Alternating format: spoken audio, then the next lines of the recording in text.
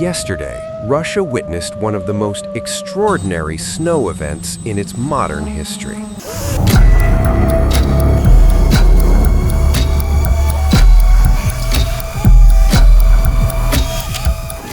A level of snowfall so intense, so widespread, that it stunned meteorologists, disrupted daily life, and raised urgent questions about the future of extreme weather.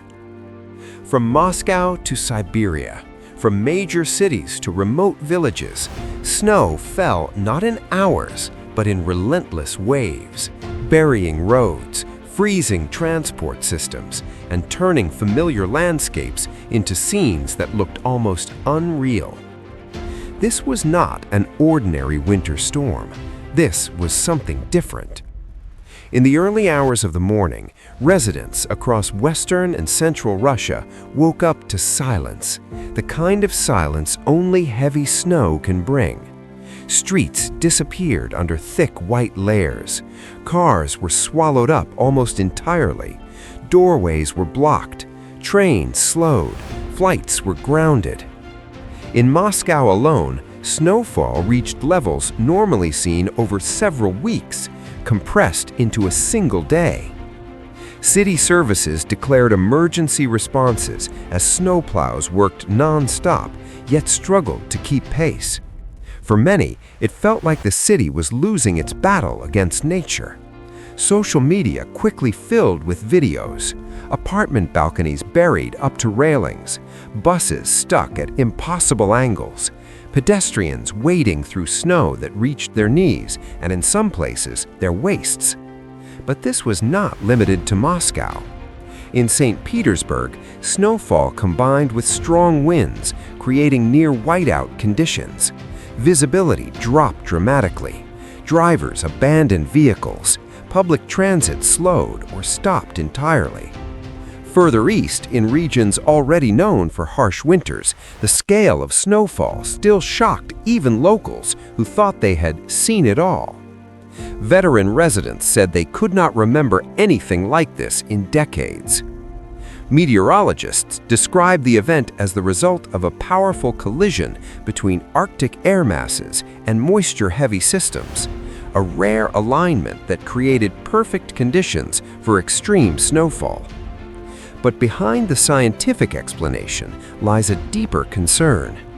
Experts warn that such events are becoming more frequent, not weaker, but stronger, more sudden, more destructive. For years, climate scientists have cautioned that global warming does not mean less snow everywhere. In fact, warming oceans and changing atmospheric patterns can lead to heavier snowfall in colder regions because warmer air holds more moisture. Yesterday's snowfall may be a textbook example of that reality. Across Russia, infrastructure was pushed to its limits.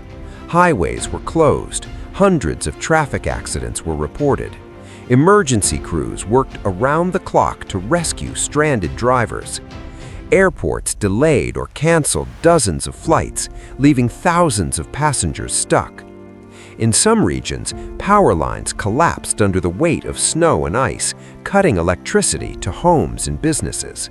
Schools were closed. Construction sites were shut down. Factories slowed operations. For ordinary citizens, the storm turned simple routines into major challenges. Getting to work became nearly impossible.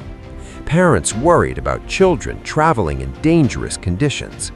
Elderly residents struggled to leave their homes. Hospitals reported an increase in cold-related injuries, slips, falls, frostbite, as people navigated the frozen streets. Yet amid the chaos, there were moments of resilience. Volunteers helped clear snow from courtyards. Neighbors checked on one another. Workers braved extreme conditions to keep essential services running. In many cities, the snow transformed public spaces into surreal scenes. Historic buildings framed by massive white drifts. Streetlights glowing softly through falling snow. Entire neighborhoods looking as though time itself had paused. But the beauty came with a cost. Economic losses are still being calculated, but early estimates suggest millions in damage, from delayed logistics to emergency response expenses. Agricultural experts also raised concerns. While snow can protect soil and crops, extreme and sudden snowfall can damage infrastructure, livestock facilities, and supply chains, especially if followed by rapid temperature changes. The bigger question now is not just what happened, but what it means. Is this a once-in-a-generation storm, or a preview of winters to come? Russian climate analysts point out that the country has experienced increasing weather volatility over the past decade. Record heat waves, unprecedented wildfires, floods, and now extreme winter events. Each incident on its own may seem isolated. Together, they paint a troubling picture. Authorities have called for improved preparedness, better urban planning, and stronger emergency systems to cope with future extremes. But adaptation to nature's new behavior is not easy, especially when change is accelerating faster than infrastructure can evolve. As night fell yesterday, snow finally began to ease in some areas. But cleanup will take days, possibly weeks, and the memory of this storm will linger far longer. For many Russians, yesterday was a reminder that no matter how advanced societies become, nature still holds the ultimate power. A single day of snow was enough to slow one of the world's largest nations, enough to humble cities, enough to spark questions that extend far beyond winter. As Russia digs out from beneath the snow, one thing is certain: this was not just weather. It was a warning, written in ice and silence.